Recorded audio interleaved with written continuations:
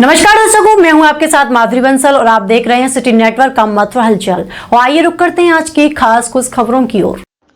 High court में श्री कृष्ण जन्मभूमि मामले की अगली सुनवाई 12 दिसंबर को होगी। दिनेश फलहारी पहुंचे नंगे पैर हाईकोर्ट। दिनेश फलहारी का संकल्प है, जब तक मस्जिद नहीं हटेगी तब तक भोजन नहीं करेंगे और नंगे पैर ही रहेंगे। श्री कृष्ण जन्म स्थान से संबंधित 18 मामलों पर आज सुनवाई हुई। पिछली डेट पर कोर्ट बदलने के कारण सुनवाई नहीं हो सकी। पिछली डेट पर जज साहब राम मनोहर मिश्रा जी के स्थान पर नए जज साहब अवनीश कुमार सक्सेना की कोर्ट में 2 बजे बाद सुनवाई शुरू हुई। माननीय कोर्ट में पिछली प्रार्थना पत्र पर सुनवाई करते हुए कहा कि जो भी कमियां हैं उनको पूर्ण तरीके से एफिडेविट सहित सुधार करें, जिससे सुनवाई प्रक्रिया की आगे कोई दिक्कत नहीं हो। अगली सुनवाई के लिए माननीय न्यायालय ने 12 दिसंबर की डेट लगा दी है। इस अवसर पर सुप्रीम कोर्ट के प्रसिद्ध एडवोकेट MP सिंह, दिनेश फलहारी महाराज, नीतू चौहान आदि लोग उपस्थित रहे। महाराज जी, आज जन्मभूमि का मुकदमा लगा था, क्या हुआ उसकी जानकारी दीजिए। आज माननीय न्यायालय में जो पिछली एप्लीकेशन पेंडिंग पड़ी थी उन पर विचार विमर्श हुआ। हिंदू पक्ष और मुस्लिम पक्ष की तरफ से जितनी भी अमेंडमेंट वगैरह जमा हैं और एप्लीकेशन लगी हुई हैं उन पर जो कमियां हैं उस कमियों के बारे में माननीय न्यायालय ने इस पर संकेत दिया है कि आप अपनी कमियों को पूरी करें और सुनवाई निरंतर चलेगी। माननीय न्यायालय ने अगली सुनवाई के लिए 12 दिसंबर की डेट लगा दी है। हिंदू पक्ष और मुस्लिम पक्ष के वक्ताओं के मध्य में जो बहस हुई उस सभी बहस को सुनते हुए माननीय न्यायालय अब इन श्री कृष्ण जन्मभूमि से संबंधित 18 मुकदमों की सुनवाई 12 दिसंबर को करेगी। अपना पूरा परिचय दे दिए महाराज जी। दिनेश फलहारी महाराज, मथुरा से। मामले की अगली सुनवाई कब होगी? आज कोर्ट नंबर 81 में सुनवाई हुई। अगली सुनवाई के लिए 12 दिसंबर की डेट दी है सभी अर्जियों में। उसमें सुन्नी वक्फ बोर्ड की तरफ से जो अमेंडमेंट एप्लीकेशन उन्होंने लगाई है कि सब में उनमें अमेंडमेंट करना चाहते हैं कुछ चीज़ों को, तो उनसे कहा गया कि आपको WSP अमेंडमेंट करना पड़ेगा, उस पर भी कहा गया। और कुछ डॉक्यूमेंट उनके बिना नंबरिंग के थे, एफिडेविट नहीं थे, तो वो CPC की धारा 17 के तहत लाई नहीं करते हैं, तो वो भी चीज़ आएगी सामने। तो ऑनरेबल कोर्ट ने उन सब चीज़ों को आत्मसात करते हुए पूरी चीज़ों को कंसोलिडेट किया है कि उसमें इसीलिए आज सबको बुलाया था।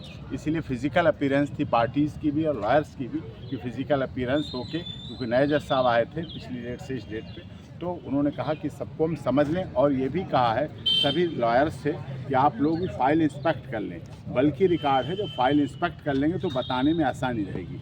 सभी पार्टियों को अब ओरिजिनल सूट नंबर 1, 2, 3, 4, 5, 7, 10 डिसमिस हुआ था, डिसमिस डिफ़ॉल्ट हुआ था, फिर से रिस्टोर हुआ है, तो उस पर भी 17 और 18 उसमें सब कुछ का है। दिनेश फलहारी जी जो कि मुख्य याचिकाकर्ता हैं कृष्ण जन्मभूमि में, वो लगातार अपने त्याग और तपस्या के बल पर देख रहे हैं, नंगे पैर और फलाहार लेके चल रहे हैं कि इसीलिए कृष्ण जन्मभूमि का जो स्टिग्मा है वो ख़त्म हो, साफ हो।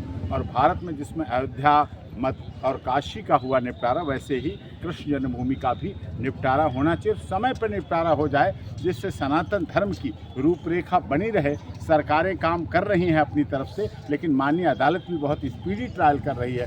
पिछली कोर्ट ने भी लगातार स्पीडी ट्रायल किया है, रिटन स्टेटमेंट दे दिया है। आर्कियोलॉजिस्ट जो ASI है उसने भी अपना जवाब उसमें देना बाकी है, वो अगली डेट पर जवाब देंगे और उसमें फाइल करेंगे। और हम उसमें रुक्मणी देवी जी की तरफ से, माता रुक्मणी देवी जी की वंशज हैं नीतू चौहान जी, उनकी तरफ से भी हमने रिजॉइंडर दे दिया है। उसमें काउंटर उन्होंने दिया था, पर रिजॉइंडर एफिडेविट हमने फाइल कर दिया है और वो अलाउ हो गया है। नीतू चौहान जो कि माता रुक्मणी देवी की वंशज हैं, इसी ओरिजिनल सूट नंबर 7/23। अच्छा, 2023 से मामले की सुनवाई यहाँ पर कंसोलिडेट करके चल रही है।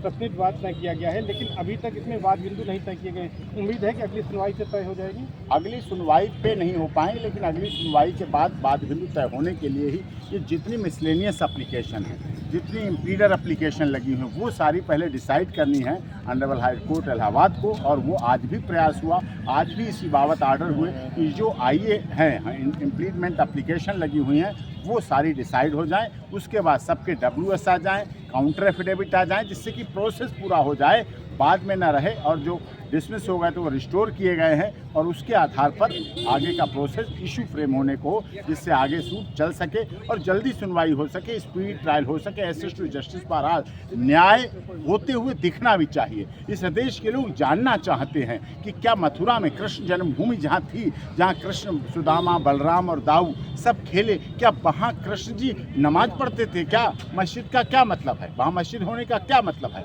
वो पूरी तरह से काला बदनुमा धब्बा लगा हुआ है हमारे इतिहास पर, हमारे सनातन धर्म पर, हमारे कृष्ण जन्मभूमि पर, हमारे मथुरा कृष्ण जन्मभूमि पर, जो कि निपटारा समय पर होना चाहिए, जिससे कि आगे चीज़ें सब कुछ संभल सकें और आगे कार्य हो सके। सर परिचित बता दें किस प्लेंटिफ की तरफ से? मैं डॉक्टर AP सिंह हूँ, दिनेश फलाहारी जी की तरफ से हूँ, रुक्मणी देवी की वंशज नीतू चौहान जी हैं और इन सब के लिए हूँ। और सूट नंबर 7/23, 1/23, सूट नंबर 12, 1/23, 1/23, 1/23, 7/23, 12/23। ठीक, ओके, थैंक यू। सर एक मिनट ये जरा निकाल लीजिए भैया सर। आज तो दिल्ली सुप्रीम कोर्ट में फिर एक हलचल मच गई क्या सर? कुत्तों के लिए। क्या क्या कहा है? हटाओ।